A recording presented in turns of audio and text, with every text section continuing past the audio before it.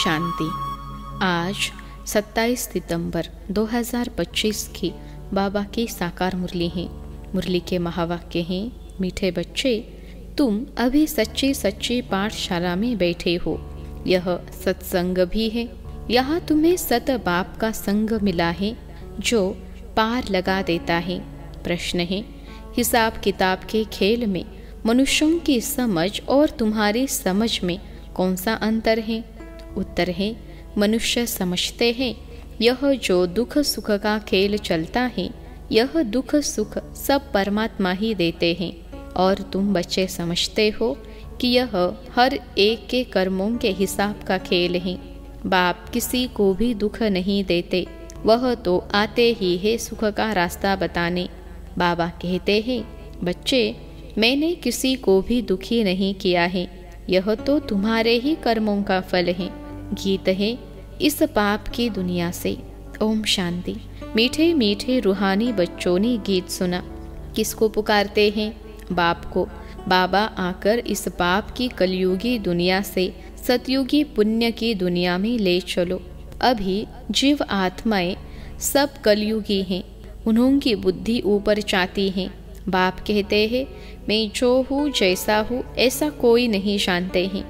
ऋषि मुनि आदि भी कहते हैं, हम रचयिता मालिक अर्थात बेहद के बाप और उनकी बेहद की रचना के आदि मध्य अंत को नहीं जानते हैं।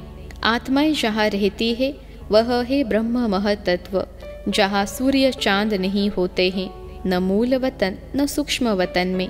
बाकी इस मांडवे में तो बिजलियाँ आदि सब चाहिए ना, तो इस मांडवे को बिजली मिलती है, रात को चांद सितारे, दिन में सूर्य। यह है बत्तियाँ। इन बत्तियों के होते हुए भी अंधियारा कहा जाता है। रात को तो फिर भी बत्ती जलानी पड़ती है। सतयुग त्रेता को कहा जाता है दिन, और भक्ति मार्ग को कहा जाता है रात। यह भी समझ की बात है। नई दुनिया सो फिर पुरानी जरूर बनेगी, फिर नई होगी तो पुरानी का जरूर विनाश होगा। यह है बेहद की दुनिया। मकान भी कोई बहुत बड़े बड़े होते हैं, राजों आदि के। यह है बेहद का घर, मांडवा अथवा स्टेज।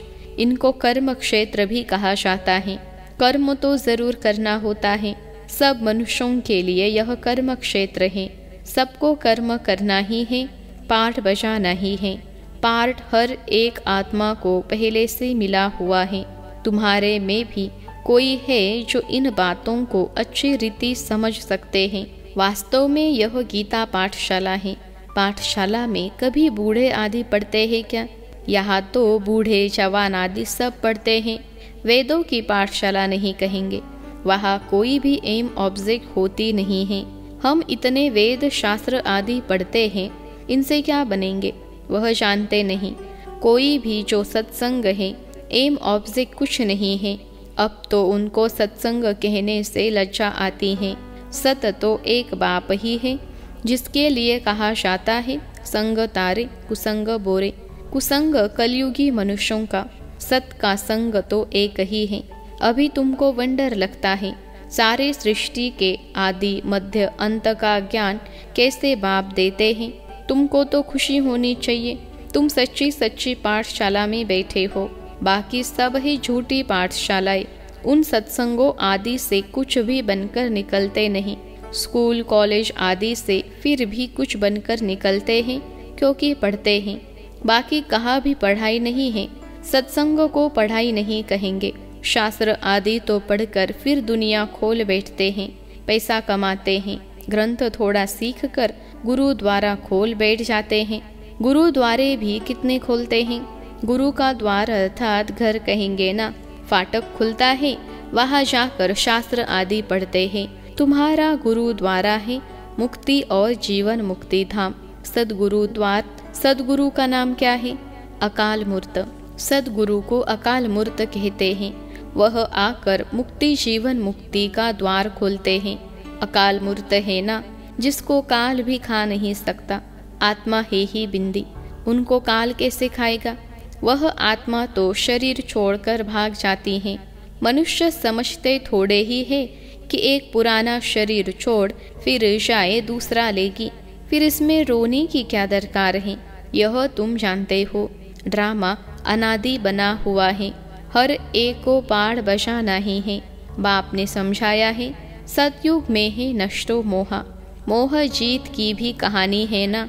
पंडित लोग सुनाते हैं, माताएं भी सुन सुनकर फिर ग्रंथ रख बैठ जाती हैं सुनाने के लिए। मनुष्य बहुत जाकर सुनते हैं, उनको कहा जाता है कंडरस। ड्रामा प्लान अनुसार मनुष्य तो कहेंगे हमारा दोष क्या है। बाप कहते हैं, तुम हमको बुलाते हो कि दुख की दुनिया से ले जाओ। अब मैं आया हूँ तो मेरा सुनना चाहिए ना। बाप बच्चों को बैठ समझाते हैं, अच्छी मत मिलती है तो वह लेनी चाहिए ना। तुम्हारा भी कोई दोष नहीं है, यह भी ड्रामा था। रामराज्य रावण राज्य का खेल बना हुआ है। खेल में कोई हार जाते हैं तो उनका दोष थोड़े ही है, जीत और हार होती है, इसमें लड़ाई की बात नहीं। तुमको बात सही थी, यह भी आगे तुमको मालूम नहीं था। अभी तुम समझते हो जो सर्विसेबल है, जिसका नाम बाला है। दिल्ली में सबसे नामी ग्रामी समझाने वाले कौन हैं? तो झट नाम लेंगे जगदीश का। तुम्हारे लिए मैगजीन भी निकलते हैं, इसमें सब कुछ आ जाता है। अनेक प्रकार की पॉइंट्स लिखते हैं, ब्रिज मोहन भी लिखते हैं। लिखना कोई मासी का घर थोड़े ही है।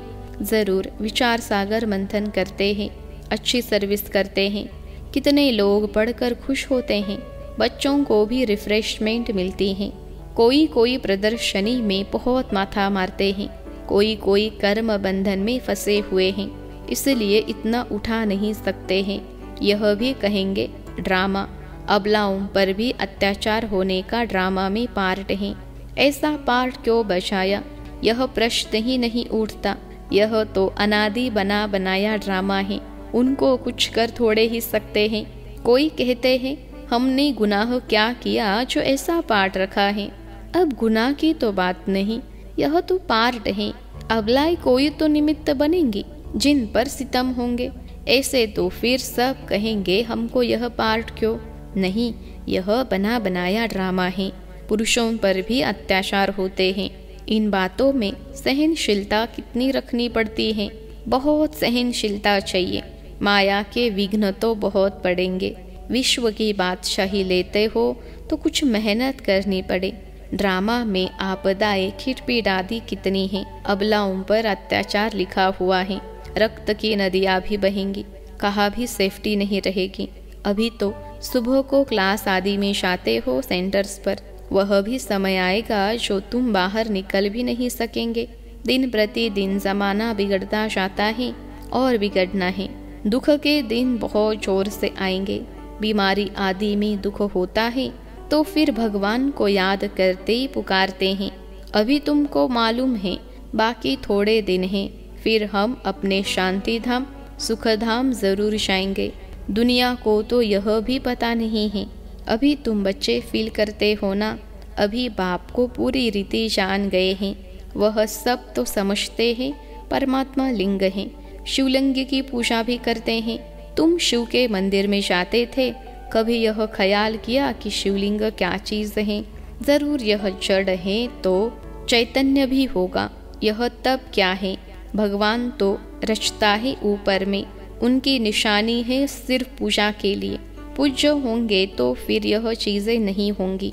शिव काशी के मंदिर में जाते हैं, किसको पता थोड़े ही है भगवान निराकार हैं। हम भी उनके बच्चे हैं, बाप के बच्चे होकर फिर हम दुखी क्यों हैं? विचार करने की बात है ना। आत्मा कहती है हम परमात्मा की संतान हैं, फिर हम दुखी क्यों हैं? बाप तो है ही सुख देने वाला, बुलाते भी हैं, हे भगवान हमारे दुख मिटाओ। वह कैसे मिटाए? सुख दुख यह तो अपने कर्मों का हिसाब है। मनुष्य समझते हैं सुख का एवजा सुख, दुख का एवजा दुख परमात्मा ही देते हैं, उन पर रख देते हैं। बाप कहते हैं मैं कभी दुख नहीं देता हूँ, मैं तो आधा कल्प के लिए सुख देकर जाता हूँ। यह फिर सुख और दुख का खेल है। सिर्फ सुख का ही खेल होता फिर तो यह भक्ति आदि कुछ न हो। भगवान से मिलने के लिए ही यह भक्ति आदि सब करते हैं ना।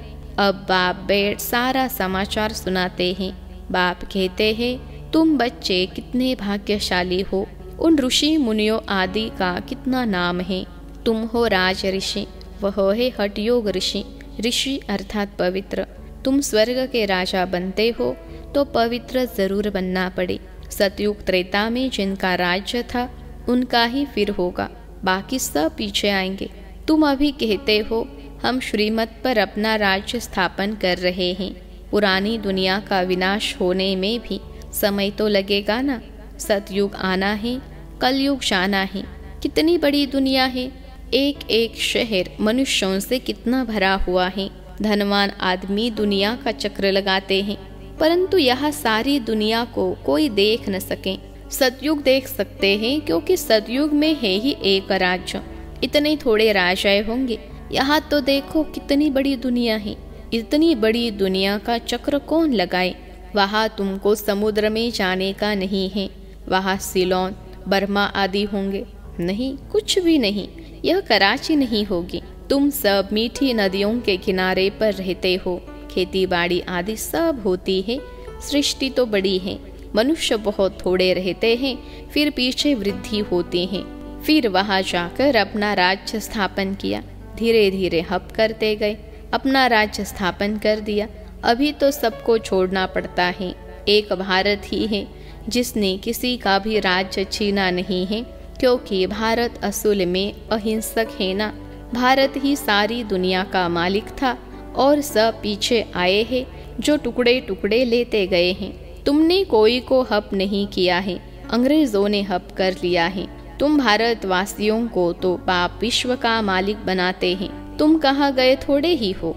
तुम बच्चों की बुद्धि में यह सारी बातें हैं। बूढ़ी माताएं तो इतना सब समझ न सके। बाप कहते हैं अच्छा है जो तुम कुछ भी पढ़ी नहीं हो। पढ़ा हुआ सब बुद्धि से निकालना पड़ता है। एक बात सिर्फ धारण करनी है। मीठे बच्चे, बाप को याद करो।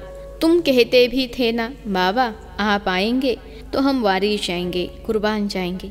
तुम्हें फिर हमारे पर कुर्बान जाना है। लेन देन होती है ना।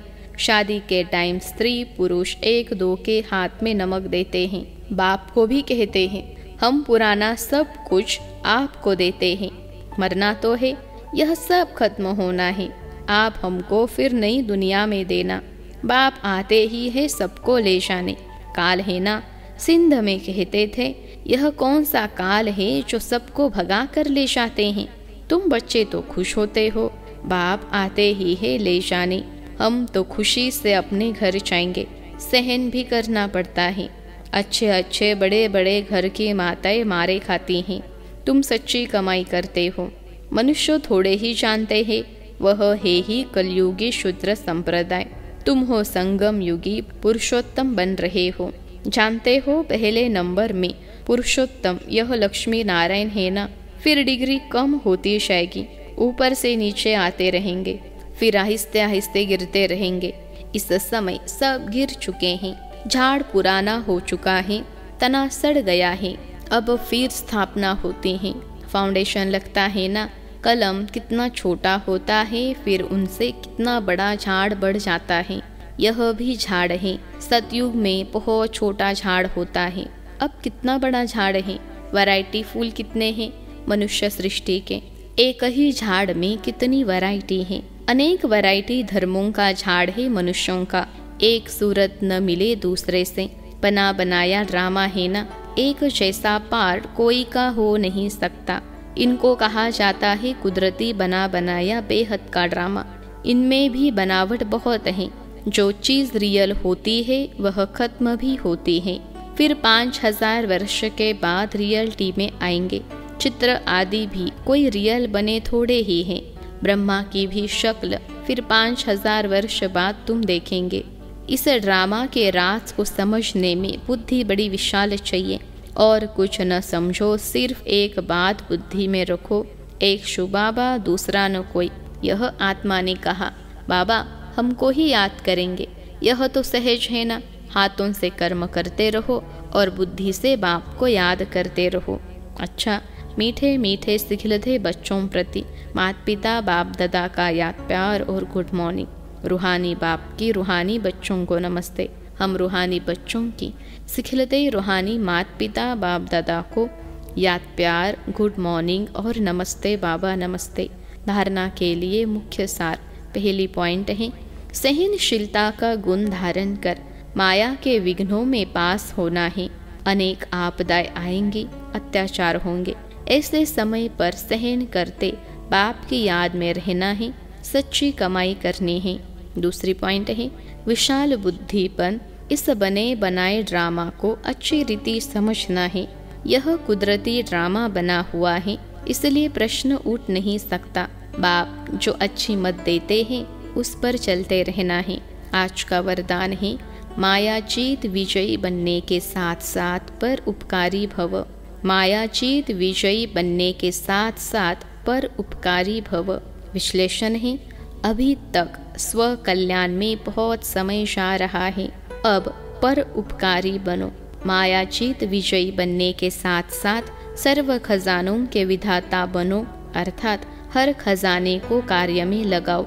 खुशी का खजाना, शांति का खजाना, शक्तियों का खजाना, ज्ञान का खजाना, गुणों का खजाना, सहयोग देने का खजाना बांटो और बढ़ाओ।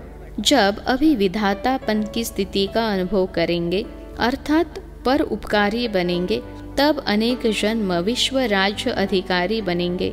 आज का स्लोगन है, विश्व कल्याणकारी बनना है तो अपनी सर्व कमजोरियों को सदाकाल के लिए विदाई दो। विश्व कल्याणकारी बनना है तो अपनी सर्व कमजोरियों को सदा काल के लिए विदाई दो। अव्यक्त इशारे। अब लगन की अग्नि को प्रज्वलित कर योग को ज्वाला रूप बनाओ। जैसे किला बांधा जाता है जिससे प्रजा किले के अंदर सेफ रहे। एक राजा के लिए कोठरी नहीं बनाते, किला बनाते हैं। आप सभी भी स्वयं के लिए, साथियों के लिए, अन्य आत्माओं के लिए ज्वाला रूप याद का किला बांधो। याद के शक्ति की ज्वाला हो तो हर आत्मा सेफ्टी का अनुभव करेगी। अच्छा, ओम शांति।